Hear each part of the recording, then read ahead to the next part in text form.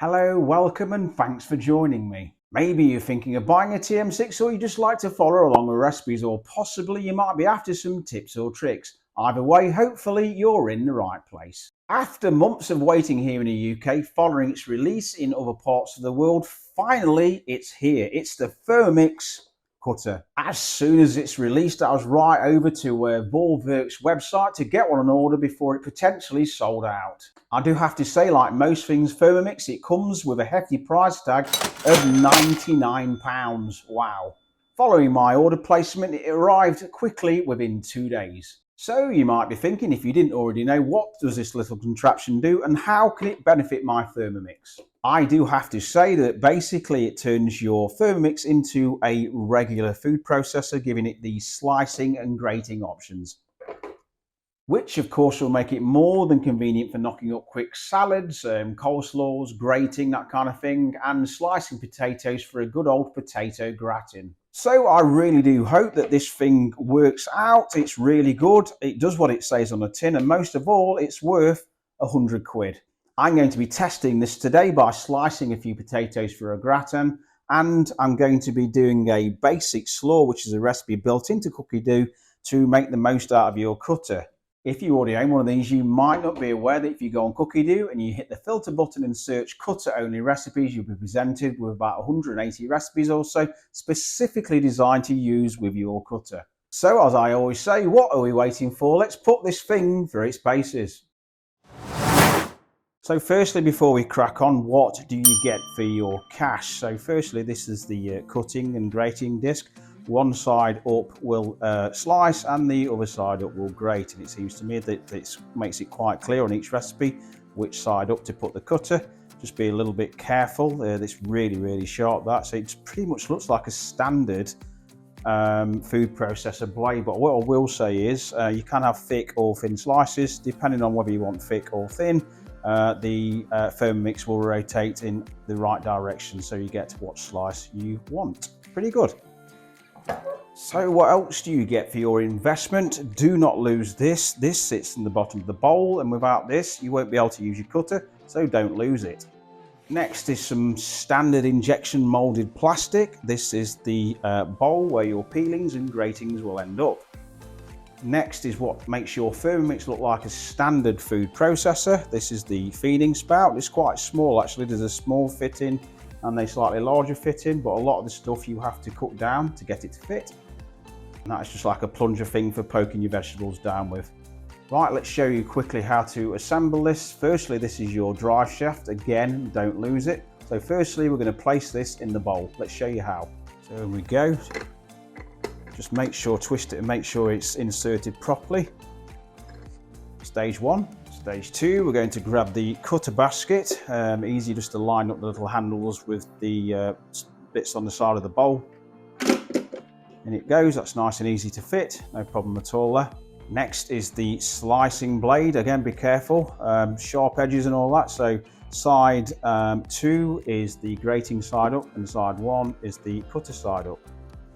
Little star shape there to pretty much just line up, and doesn't really feel like it's quite fitted properly when I first bought this, but it is. So that is your cutting disc safely fitted. Next is the cutter lid with feeding tubes. There's a little metal rod there, just line that with a little hole in where the star is, just line it up like that and push down. There we go. You have to make sure it's all fitted properly. And last but not least is our little pusher, obviously for pushing the vegetables down with. And that's it, pretty much pretty easy to get together. So just before we make the slaw, let's just slice a few potatoes and see how that goes. Here we are, so side 1 is going to face up to slice. Pop the lid back on.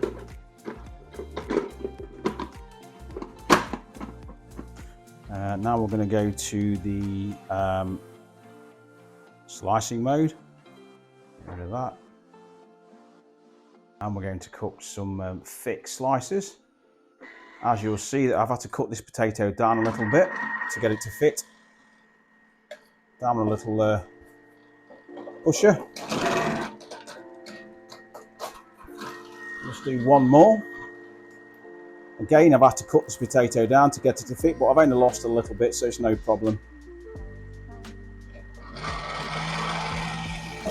There we go. Let's take a look.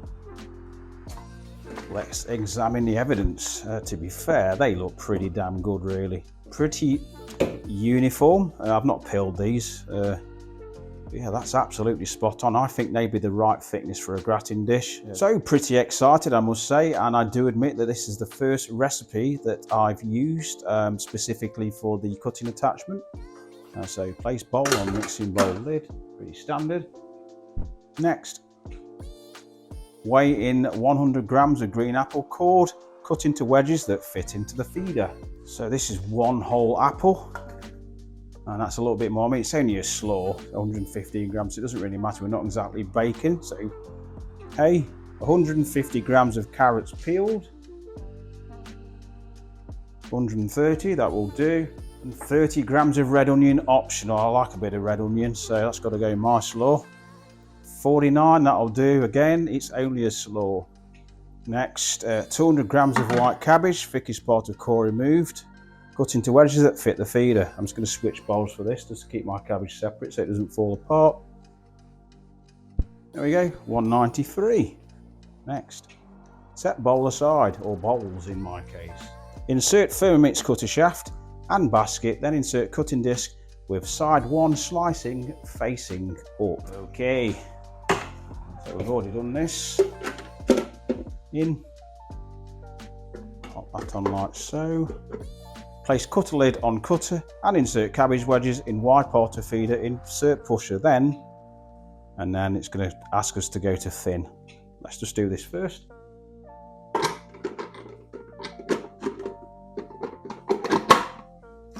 Quite aware that there's some shadows around, that's just where the sun is at this time of the afternoon. It's a bit of a pain when you're filming, but you can only get one part of the wedges in one go anyway. So next, so turn that to thin.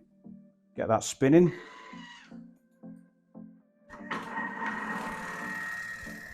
Use the old poker, push that down.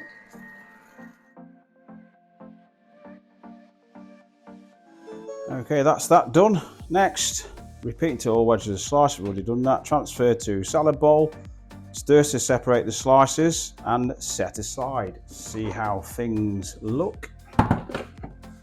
Pretty good. Again, which only a bit of cabbage, I suppose, but it's doing its job. There's no doubt about that.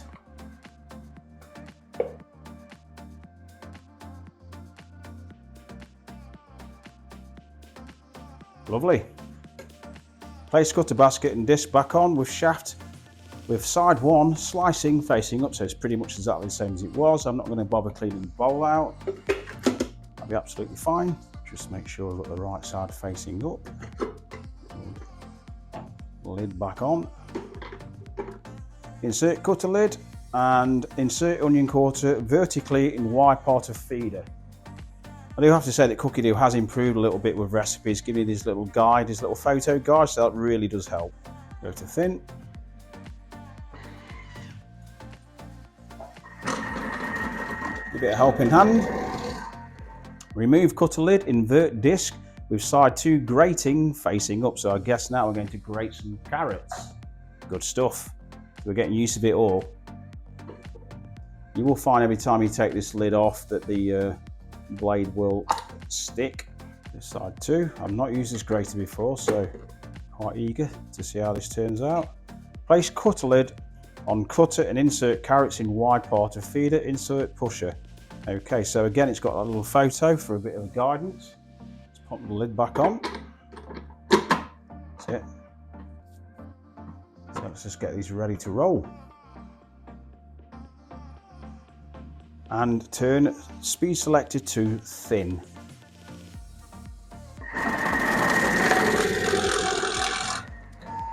Again, it's made absolutely light work of them carrots, and one thing I don't like doing in the kitchen is grating cheese or carrots.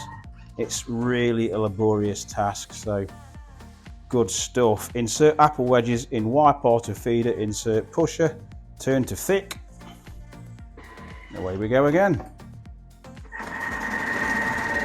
Transfer to bowl with cabbage. Remove Thermomix cutter and shaft. Add half a teaspoon of fine sea salt, 2 pinches of ground black pepper, 4 tablespoons of mayonnaise, all to taste. The bowl with the vegetables. Of course, you could make your mayonnaise in a Thermomix if you wanted. It's pretty good. I've done that a few times. Okay, let's see how it all looks. Again, this always brings me to the same phrase or comment when it comes to using a Thermomix. Nice, easy, slow. Anyone can do this. Absolutely anyone. You don't need any kind of knife skills. Just pretty much throw it in.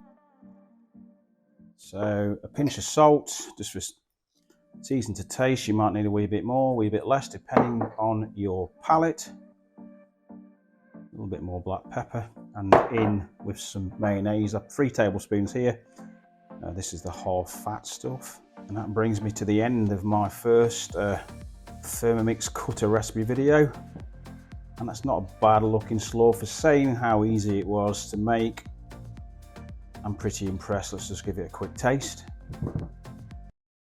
Maybe a fork would have been a better choice, Richard. Happy days, not bad at all.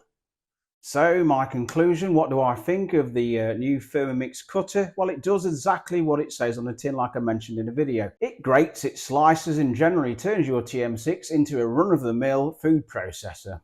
As like all things Volvo Thermomix, it's built well, very sturdy and well put together. Will you get any use out of one? Well, that is entirely up to you. If you make your own salads, then you'll definitely save yourself a lot of time. Other than that, it pretty much slices the same as a normal mandolin would, but much safer and again, much quicker. So the choice is yours. If you're thinking of buying one or if you already own one, do leave a comment and let me know what you think. Anything else you'd like to let me know, do, of course, again, drop a comment. I do enjoy reading them and I try to respond to each and every one. If you haven't already subscribed, do consider clicking that subscribe button to help me reach that magical 10,000 subscriber mark. Much more Thermomix TM6 content coming up soon, so do stay tuned. But for now, keep safe and I'll see you next time.